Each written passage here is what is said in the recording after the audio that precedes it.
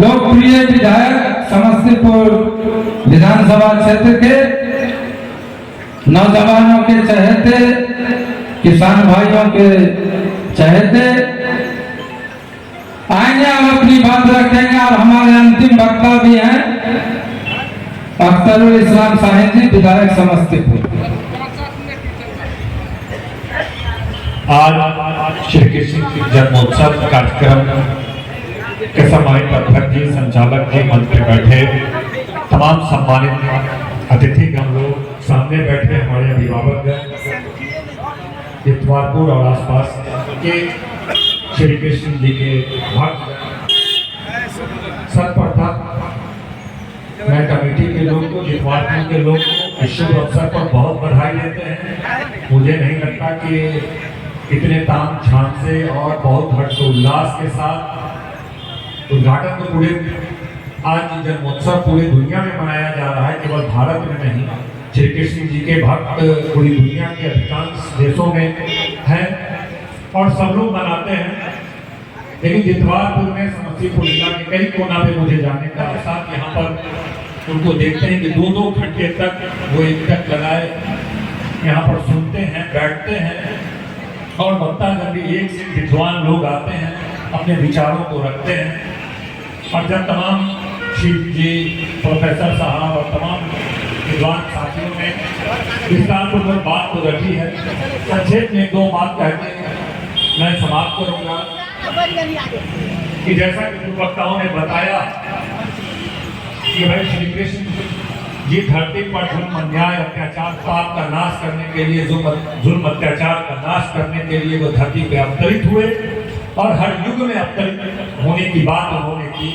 तो न जाने क्यों मुझे ऐसा प्रतीत होता है कि श्री कृष्ण जब भगवत गीता और जब महाभारत की कथा जो हम लोग के सामने आता है, किसी न किसी माध्यम से यह बताया जाता है कि ये लगभग 5000 वर्ष पूर्व की यह घटना है।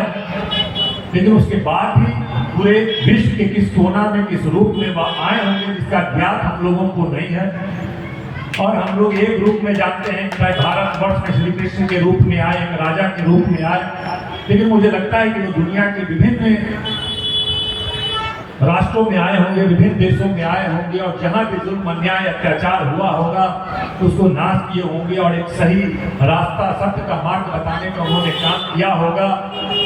और वहां भी वह किसी न किसी रूप में पूजे जाते होंगे, उनकी आराधना होता होगा, जिसको हम लोग मान रहे हैं। और हम किसको मान रहे हैं? हम श्री कृष्ण को मान रहे हैं, किसी और नाम से लोग उनको मान रहे होंगे। जो मेरी समझ है श्री कृष्ण जी के जीवन से, मुझे लगता है कि पैदाइश से, बाल अवस्था से लेकर अंतिम जब तक वो धरती पे रहे, उन्होंने पूरी मानवता को संदेश दिया। किसी जाति, धर्म, क्षेत्र के लोगों के लिए वह संदेश नहीं, पूरे मानवता के लिए संदेश था।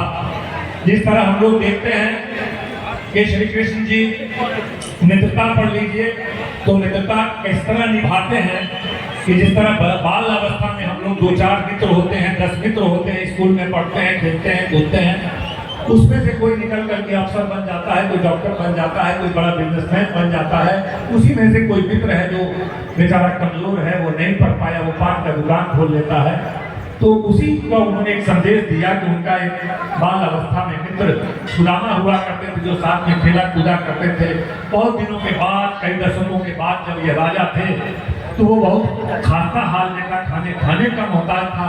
वो एक भिखारी के रूप में आ चुके थे और वो जब गए कि भाई अपने मित्र श्री कृष्ण के पास जाते हैं, वह तो राजा हैं, उनसे जाकर के मिलते हैं और अपना दुख बताते हैं। जब गए तो गेट पे उनको किसी ने आने नहीं दिया कि यह भिखारी, ये कहा कि श्री कृष्ण मेरे मित्र हैं और मुझे उनसे मिलने दो, हम बचपन उनके साथ खेले कूदे हैं। लेकिन गार्ड वगैरह उनको मिलने नहीं दिया, रक्षक मिलने नहीं दिया, भगा दिया कि भिखारी कहता है कि राजा के मित्र हैं। बाद में श्री कृष्ण जी को बताया गया कि भाई एक भिखारी था बाहर में और आपका मित्र कह रहा था, हम लोगों ने भगा दिया। उसने अपना नाम सुदामा बताया था। सुदामा नाम सुनते ही चौंक उठे और सारे अंगरक्षकों को छोड़कर उसके पीछे दौड़ने लगे, किधर गया सुदामा, किधर गया सुदामा, और दौड़ते दौड़ते उसको जाकर पकड़ करके लाए और जब का काम करके पूरी मानवता को संदेश दिया कि मित्र होता है, चाहे वह किसी भी की अवस्था में चला जाए, आप कहीं से कहीं बन जाए। उनका एक एक चीज, अर्जुन भी उनके मित्र थे, उसके लिए भी वह इस तरह से उनका जीवन भर साथ दिए, यहाँ तक उनका सारथी तक बने, एक राजा एक योद्धा के सारथी बने। तो इस तरह का महिलाओं के लिए उन्होंने संदेश दिया कि जिस तरह द्रौपदी का चीरहरण हो रहा था, बड़े बड़े वहां पर महारथी लोग बैठे थे कि किसी ने उनको बचाने की कोशिश नहीं की, प्रयास नहीं किया। वहां पर भीष्म पितामह जैसे महान योद्धा थे, वहां पर द्रोणाचार्य जैसे महान योद्धा थे, बहुत लोग थे, किसी ने बचाया नहीं। तो श्री कृष्ण ने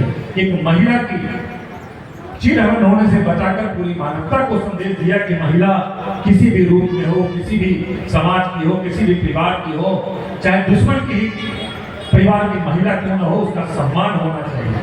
महिला के बारे में तो और भी सीखने को मिलता है, से तय कर दिए।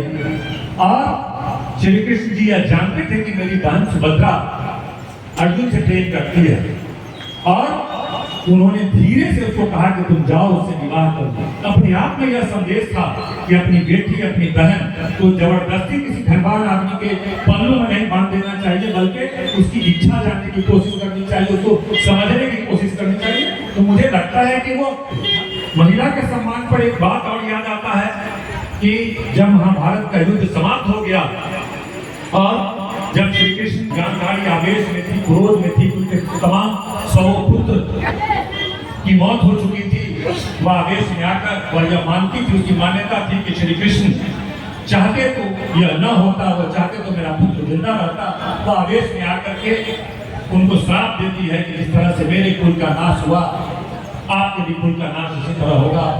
जबकि श्री कृष्ण श्राप से परे थे, वो बहुत ऊंचे थे, वो श्राप चाहते तो स्वीकृत कर देते, वह चाहते तो उन्होंने यथास्थूल का करके उसको स्वीकार किया।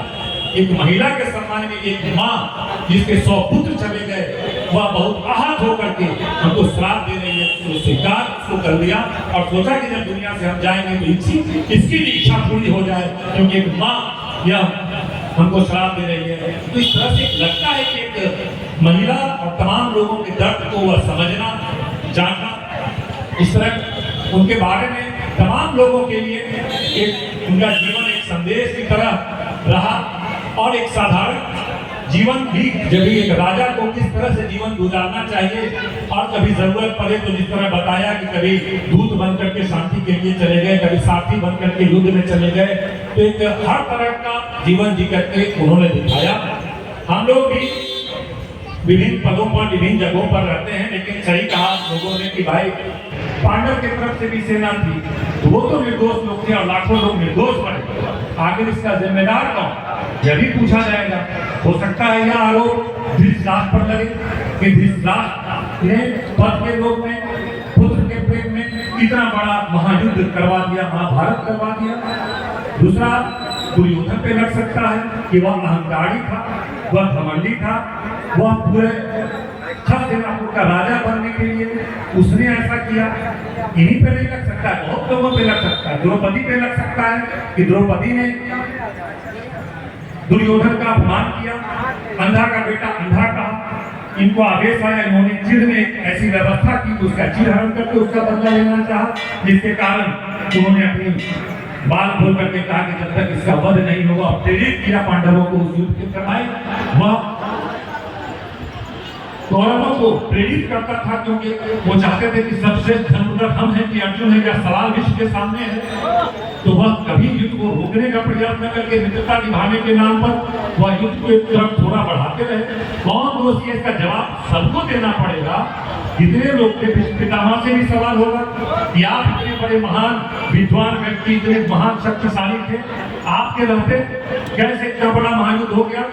तो हर व्यक्ति को ऊपर से नीचे तक, हमको और आपको जवाब देना पड़ेगा कि हमने जीवन में जो 10, 20, 50, 100 साल गुजारा है, हमने जिस भी पद पे रह के, चाहे अभिभावक रहे कि मुखिया रहे कि पाठ रहे या आम नागरिक रहे, पुत्र का परवरिश कैसे किए, पुत्री का कैसे किए, सत्य और सतत बताए कि नहीं, धर्म अधर्म बताए कि नहीं, गलत सही में अंतर बताए कि नहीं, सबका सवाल जवाब होगा। इसलिए हम लोगों को प्रयास करना चाहिए कि श्री कृष्ण जी के संदेश मार्गदर्शन पर चल सके, चाटी चाहे, ताकि परलोक में हम लोगों से भी जो सवाल हो सके उसका सामना कर सके और जवाब दे सके कि हमने प्रयास हमेशा जीवन में सही दिशा में किया, कुछ गलतियां होंगी तो उसके लिए माफ करेंगे। इन्हीं सब बातों के साथ आज इस शुभ अवसर पर तमाम आयोजकों को बधाई धन्यवाद देते हुए श्री कृष्ण जी के पद को अपना श्रद्धा भी देते हैं और शुभकामना भी पूरे इलाके के लोग को देते हैं और बधाई देते हैं तमाम लोगों को। और मेला का भी आयोजन हुआ है, कोशिश करेंगे कि यहाँ पर बेहतरीन ढंग से मेला हो, हम लोग भी आए, परिवार को लेकर के भी आए, सब लोग आए अच्छे ढंग से। यहाँ पर लोगों का बहुत बधाई, बहुत शुभकामनाएं। श्री कृष्ण का अवतार